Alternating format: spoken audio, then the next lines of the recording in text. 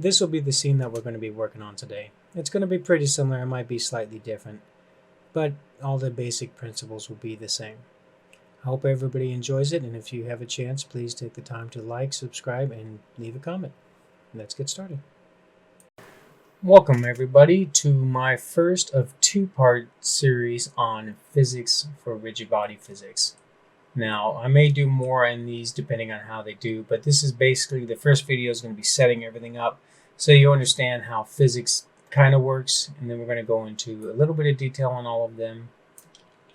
And then the next video I will show you how to put a material on all the objects at once, so that way you don't have to do it individually, because some of these have thousands if you get really crazy. I've done, I think, 20,000 objects in one scene. That was a little bit much. So the first thing we're going to do is we're going to go into tab, and we're going to hit S.5 because I'm going to shrink this down. You don't have to shrink it down. This is just something I want to do. Then I'm going to bring it a little bit closer to our x-axis line here. Perfect. Okay, so now we're going to go ahead and add 3 array modifier tabs by clicking on our tab here, and then clicking add modifier, going to array, and adding 3 of them. We're going to change the count to 6, and feel free to experiment. You don't have to do the exact numbers that I'm doing it. You can do any number you want. I'll just know that if you decide to go crazy and do 60 on each one of these, you're going to have an insane amount of cubes, and you'll regret it within about 3 minutes. We're going to go down to our next array modifier, and we're going to hit 6.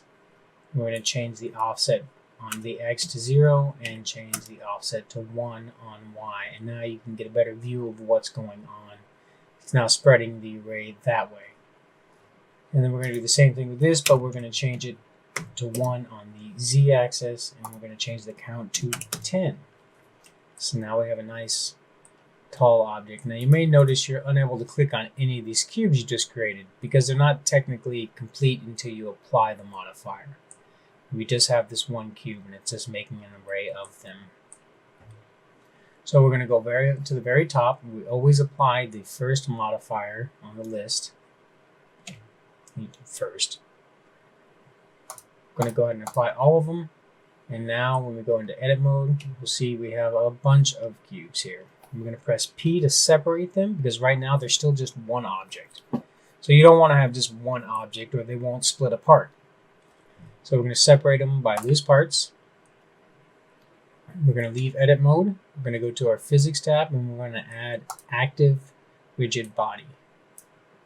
And then we're going to go to tools, click on set origin, and then set your origin to geometry, because right now it's only set, the origin is set for that one that we originally started with. You don't want that because then your physics will not work the way you expect. So our origin to geometry, you see all these little dots, and believe it or not, there should be about 360 of those dots. So each cube has its own origin point. And you can see they all look to be right. So if you click on your physics tab over here and scroll down here, you notice that they have a mass of 1.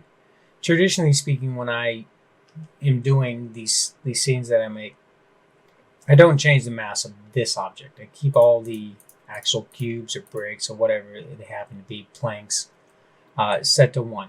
The next thing we're going to do is we're going to go ahead and press Shift A. We're going to add in a plane, and we're going to scale it by, we'll probably do 30. That's a nice big number. And then I'm going to press 1 on the numpad to make sure that we are close to where we want. Yeah, so we have a little bit of gap. You don't want to put it too close because it will actually kind of clip it and create unexpected results. We're going to go ahead and click on our physics tab, and we're going to add passive. Make sure that the shape is mesh. If you did a plane, it should be. If you did a cube, you'll notice that it is a box. I almost said box collider, but that is technically true.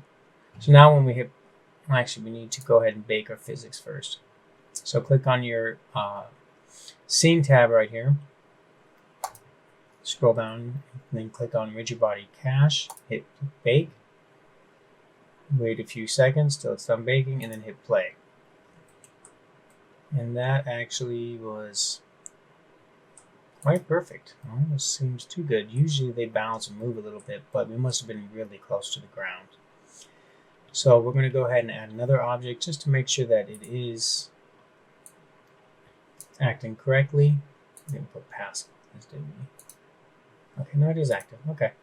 We're going to go ahead and click on rigid body, active. We're going to change the mass to about 100. And then we're going to rotate this on the x-axis 180 degrees. I'm going to press 7 on the numpad so I get top-down view. And then Z so I can get the wireframe. And I'm going to move this somewhere. Actually, let's put it right in the middle.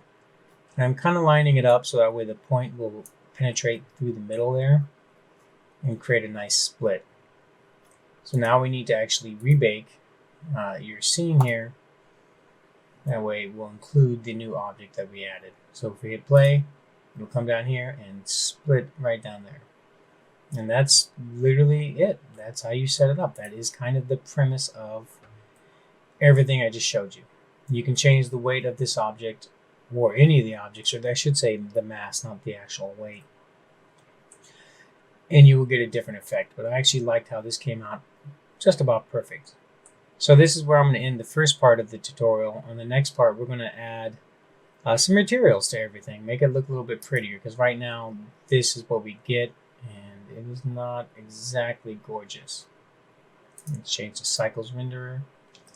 And that doesn't look very good. So we're going to go ahead and apply material to all the cubes, and maybe an HDR, probably not.